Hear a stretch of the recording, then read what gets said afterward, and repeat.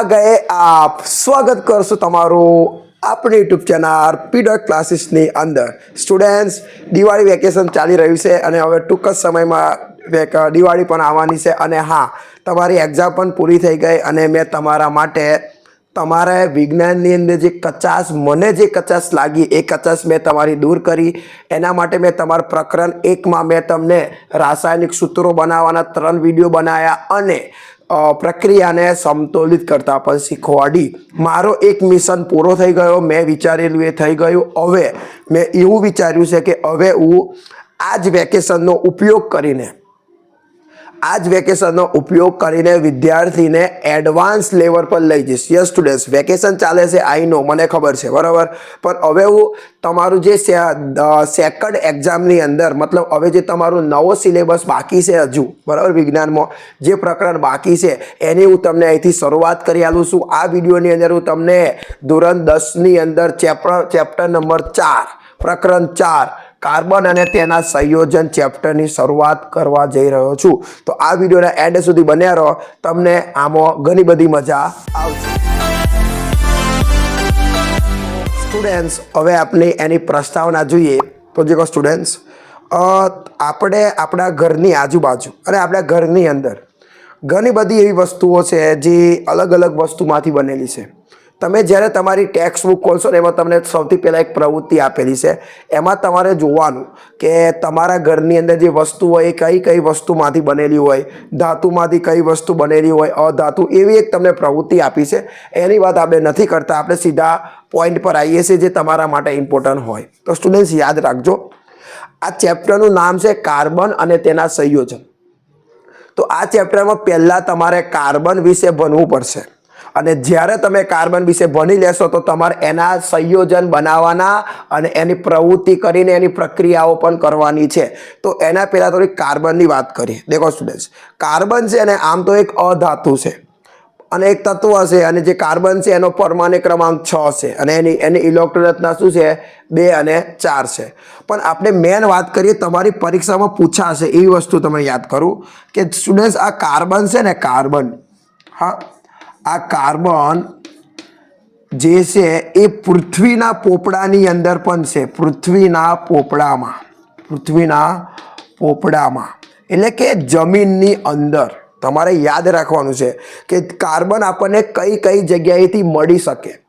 તમને ખ્યાલ જ હશે કે આપણે જ્યારે જમીનનું ખોદકામ કરીએ ત્યારે આપણને જમીનમાંથી ઘણી બધી વસ્તુ મળે છે જેને ખનિજ કહેવાય। વાત સાચી છે, તો યાદ રાખો કાર્બન છે ને સ્ટુડન્ટ્સ, એ કાર્બન તમને જમીનમાંથી મળી શકે, કાર્બન તમને જમીનમાંથી મળી શકે। અને યાદ રાખજો, જમીનમાં એટલે કે પૃથ્વીના પોપડો, હવે પૃથ્વીનો પોપડો એટલે જમીન, વસ્તુ એક જ છે, બરાબર, આ એક જ વસ્તુ કહેવાય, જમીનને જ પૃથ્વીનો પોપડો કહેવાય, બરાબર સ્ટુડન્ટ્સ। તો યાદ રાખજો કે પૃથ્વીના પોપડામાં એટલે કે જમીનમાં કાર્બન ખૂબ જ ઓછી માત્રામાં છે, એમ બહુ જ ઓછો, બહુ વધારે નહીં, બહુ ઓછો છે। પૃથ્વીના પોપડામાં કાર્બનનું પ્રમાણ કેટલું છે કહો સ્ટુડન્ટ્સ, 0.02%। જુઓ, બહુ ઓછું કહેવાય, બહુ જ ઓછું કહેવાય, ઘણું બધું ઓછું કહેવાય। જમીનમાંથી આપણને કાર્બન 0.02% જેટલો મળે છે, બહુ 1% પણ મળતો નથી। દેખો 0.02%। હવે તમારે આ ડાયરેક્ટલી યાદ રાખવાનું છે કે પૃથ્વીના પોપડામાં કાર્બનનું પ્રમાણ કેટલું હોય તો 0.02%। આવો તમને પ્રશ્ન પૂછાશે, યાદ રાખજો, બરાબર। હવે વાત કરીએ આગળ કે પૃથ્વીના પોપડામાં છે પણ કયા સ્વરૂપે આપણને કાર્બન મળે છે। આ જે કાર્બન છે સ્ટુડન્ટ્સ, એ કાર્બનનું સ્વરૂપ કયું છે, એમ કયા સ્વરૂપે આપણને કાર્બન મળે છે, કાર્બન મળે છે। તો યાદ રાખો, જ્યારે આપણે જમીનનું ખોદકામ કરીએ ને તો આપણને જમીનમાંથી કોલસો મળે। તો આ કોલસો હોય ને સ્ટુડન્ટ્સ, આ કોલસામાં કાર્બન હોય એટલે આપણને કાર્બન કોલસા સ્વરૂપે મળે। કોલસો મળ્યો એટલે કહેવાય કે આપણને કાર્બન મળ્યો અને કાર્બન મળ્યો એટલે કોલસો મળ્યો। તો કોલસો મળે છે આપણને, પછી જમીનમાંથી આપણને કોલસો મળે છે, પછી જમીનમાંથી આપણને ડીઝલ મળે છે, પછી આપણને જમીનમાંથી પેટ્રોલ પણ મળે છે સ્ટુડન્ટ્સ, વાલા મિત્રો, પેટ્રોલ। અને ચોથી વસ્તુ, જમીનમાંથી આપણને કાર્બોનેટ પદાર્થ પણ મળે છે। તો જુઓ, જમીનમાંથી આપણને આ 4 વસ્તુ મળે છે સ્ટુડન્ટ્સ, તો આ 4 વસ્તુમાં કાર્બન રહેલો છે। તો આપણે કીધું ને કે પૃથ્વીના પોપડામાં એટલે જમીનમાં કાર્બનનું પ્રમાણ કેટલું છે, 0.02%। તો 0.02% આપણને જે કાર્બન મળે છે ને એ આ સ્વરૂપે કોલસા સ્વરૂપે કાર્બન કોલસો મળ્યો કહેવાય એટલે કાર્બન જ કહેવાય. ડીઝલમાં પણ કાર્બન છે, પેટ્રોલમાં પણ કાર્બન છે અને કાર્બોનેટ પણ એ કાર્બન જ છે. તો આપણને આ મળ્યું એટલે આપણને કાર્બન મળ્યું છે અને પેટ્રોલનો આપણે યુઝ કરીએ જ છીએ, તમને ખ્યાલ જ છે, બરાબર. આ વાત થઈ ગઈ. હવે થોડીક બીજી વાત કરીએ કે વાતાવરણની અંદર કાર્બનનું પ્રમાણ કેટલું છે. આ મોટી વાત છે કે વાતાવરણમાં પણ હવા છે. હવા વાતાવરણમાં યાદ રાખજો, કાર્બન તમને બે જગ્યાએથી પ્રાપ્ત થાય. નંબર 1 પૃથ્વીના પોપડામાંથી અને નંબર 2 વાતાવરણમાંથી પ્રાપ્ત થાય છે, યાદ રાખજો. તો સ્ટુડન્ટ્સ જાણવા જેવી બાબત છે કે હવા ઉપર જે આકાશમાં જે વાતાવરણ હોય એની વાત કરું છું. વાતાવરણમાં પણ કાર્બન છે, હવામાં પણ કાર્બન છે. જેમ જમીનની અંદર પણ કાર્બન છે, જમીનમાં કાર્બનનું પ્રમાણ 0.02%, એમ ઉપર હવા તો વાતાવરણમાં પણ કાર્બનનું પ્રમાણ છે.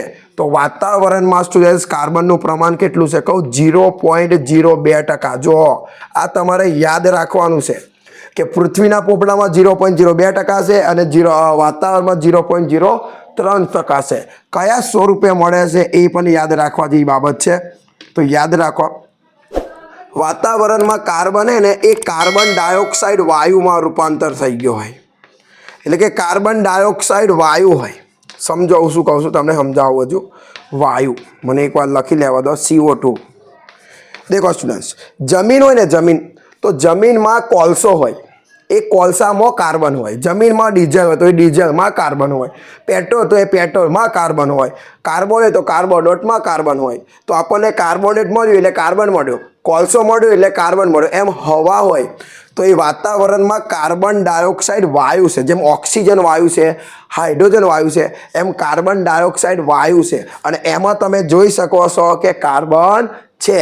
તો યાદ રાખજો સ્ટુડન્ટ્સ, વાતાવરણમાં 0.03% છે કાર્બન ડાયોક્સાઇડ સ્વરૂપે અને જમીનના પૃથ્વીના પોપડામાં 0.02% આ સ્વરૂપે છે. તો બસ આ વિડીયોમાં હું તમને જસ્ટ પ્રસ્તાવના બનાવું છું. હવે આવતા વિડીયોની અંદર આપણે થોડુંક વધારે લઈશું, વધારે આગળ ચેપ્ટરને લઈ જઈશું. આ ચેપ્ટર ભણજો, બહુ IMP કહેવાય. આ ચેપ્ટરમાંથી બોર્ડની અંદર ઘણું પૂછાય છે. 4 ગુણનો પ્રશ્ન આવશે વિભાગ નંબર D ની અંદર, યાદ રાખજો. અને બીજું કે વિકલ્પો પણ પૂછાય છે અને આ ચેપ્ટરમાં તમારે સંયોજન બનાવવાના છે. તો વિડીયો ગમે તો વિડીયોને લાઇક કરી દેજો, ચેનલને સબસ્ક્રાઈબ કરી દેજો અને સપોર્ટ કરતા રહેજો. Happy Diwali advance.